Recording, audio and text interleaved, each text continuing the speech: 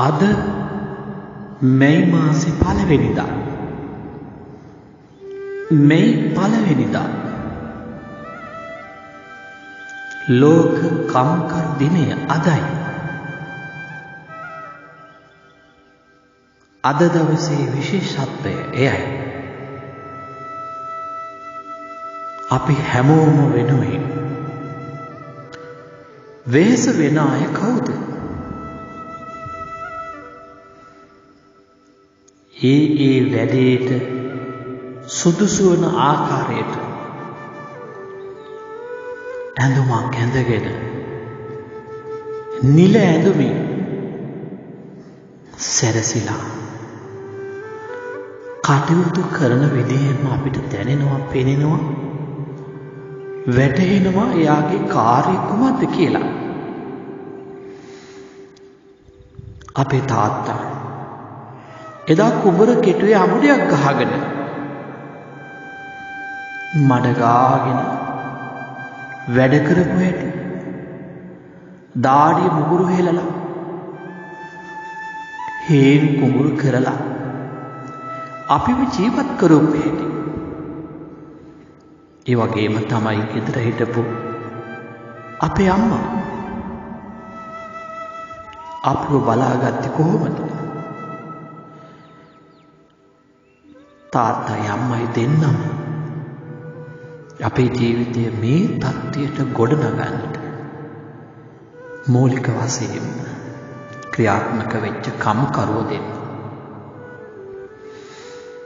හැබැයි ඒ අම්මයි තාත්තයි දෙන්න හැමදාම කම්කරුවෝ වෙන්නේ නෑ.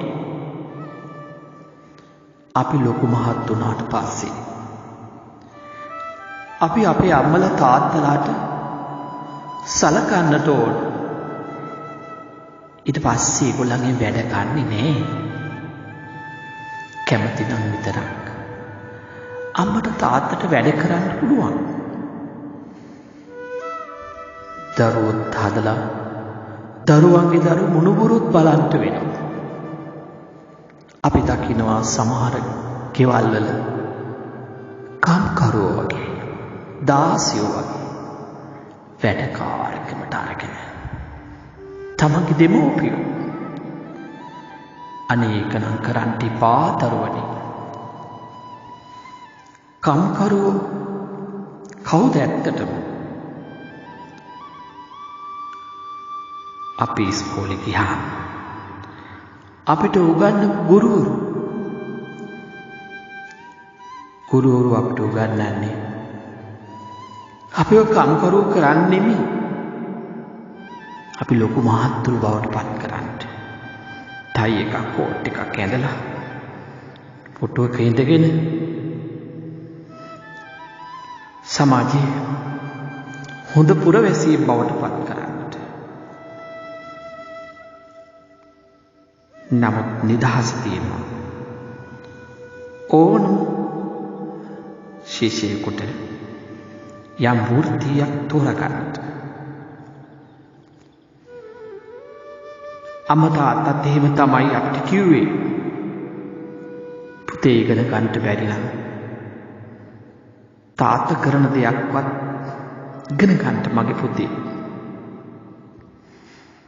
අම්මා කරන දේවත් ඉගෙන ගන්නට කියලා අපේ අක්කලා නංගිලාට කියනවා මං අහගෙන. ඉතින් අද අපි ඉන්නවා විවිධ ශාස්ත්‍රවල. සමාජයේ බුදුරජාණන් වහන්සේ මේ විවිධ ශාස්ත්‍රවල ඉන්න අයට පැවරෙන කාර්යයන් ගැන දේශනා කරනවා. හරි ලස්සනයි සිංහලවත් සූත්‍රය. මාතා පිතා තිසා පුප්පා ආචාර්යා දක්ඛිනා දිසා පුත්ත දාරා දිසා පච්චා මිත්තා මච්චාච උත්තරා දාස කම්ම කරා හෙට්ටා උද්දං සමන බ්‍රාහ්මනා. දාස කම්ම කරා හෙට්ටා, දාසියෝ කම්කරුවෝ යට දිසාව හැටියටයි උන්වහන්සේ විසින් නම් කරනු ලැබුවේ. එතකොට යට ඉඳලා ඉහළට යන අපිට ලොකු සහයෝගයක් දෙනවා අපේ කම්කරුවෝ අපි උදෙසා කටයුතු කරන අය කවුද කියලා හිතලා බලන්න. ඉහළ ඉන්න අය පහළ ඉන්න අයට සලකන්නට ඕනේ. පහළ ඉන්න අය ඉහළ ඉන්න අයට සලකන්න ඕනේ.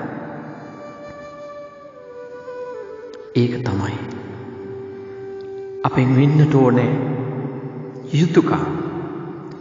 ස්වාමියා විසින් සේවකයාට ඉටු කළ යුතු යුතුයකම් පහක් පිළිබඳව භාග්‍යවතුන් වහන්සේ සිංහලවාද සූත්‍රයේදී විග්‍රහ කරනවා. පළවෙනි එක තමයි සුදුසු අයුරින් වැඩපළෙහි යෙදවීම. දෙවෙනි එක සේවකයාගේ ජීවිකාවට සරිලනසේ නිසි ලෙස බත් වැටුප් කෙවීම. තුන්වෙනි යුතුයකම තමයි තම සේවකයන් ගිලන් වූ විට ඔවුන්ට පිහිටවීම. ස්වාමියාගේ හතරවෙනි යුතුයකම තමයි තම සේවකයන්ට තමන් ලද රස ආහාරින් සංග්‍රහ කිරීම. රස ආහාර පාන වලින් සංග්‍රහ කරන්න. පස්වෙනි යුතුයකම තම සේවකයින්ට සුදුසු කල කර්මාන්ත පැවරීම. මේ විදිහට ස්වාමියා නැත්නම්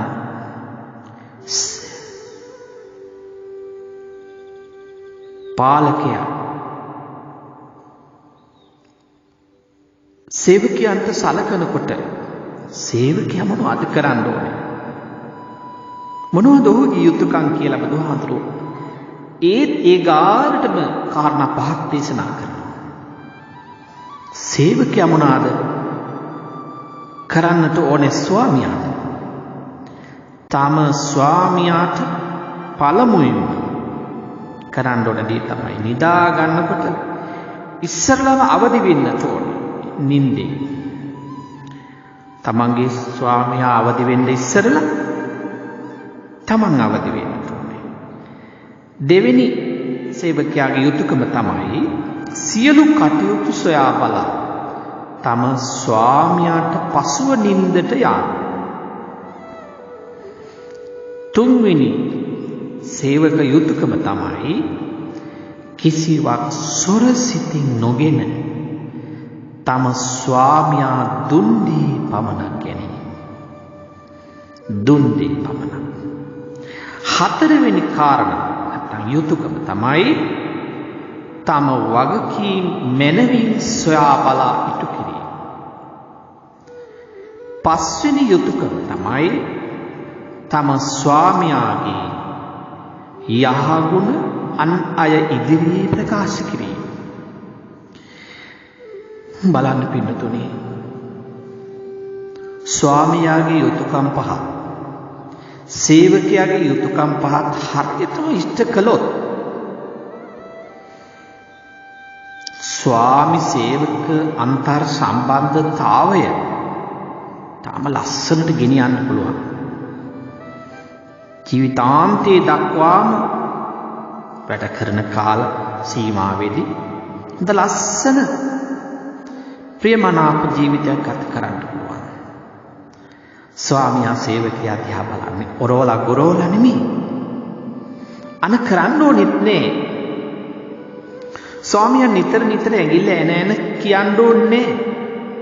ස්වාමියාට කීර්තියක් ඉන්නේ සේවකයා හරියට වැඩ කරනවනේ. අවංකව කිසි දෙයක් හොරකම් කරන්නෙත් නැත්නම් කලින් අවදි වෙනවනම් පස්සේ නම් නින්දට යන්නේ. කිසි දෙයක් හොරකම් කරන්නේ නැත්නම් වගකීම හරියටම සොයා බලා කරනවා නම් ස්වාමියාගේ ගුණ වර්ණනා කරනවා නම් අනිත් අය ඉදිරියේ.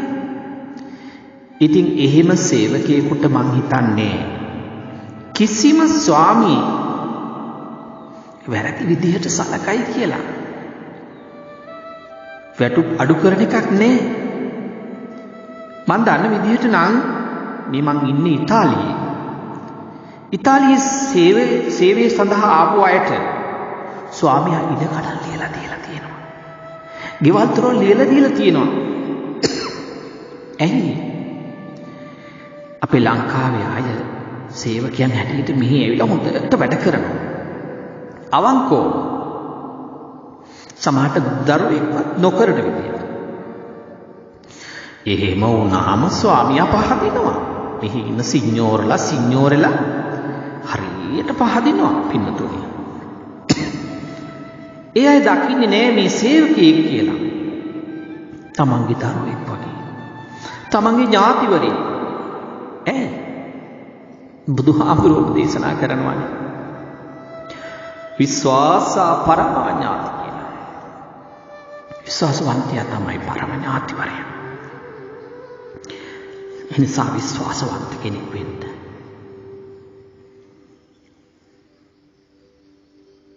ඔබට කොතන ගියත් සැලකුම් ලැබේ. හිටියොත් හොඳට හැදේ. දෙවියොත් නමට වඳින. මේ කම්කරු දෙන්නේ ඔබේ කාර්ය හරියට ඉෂ්ට කරන්න ඔබට සියලු ශක්තිය ලැබේවා. තුනුරුවන්ගේ දෙවියන් පිහිට ආරක්ෂාව ලැබේවා. තෙරුවන් සරණයි. දෙවි පිහිටයි.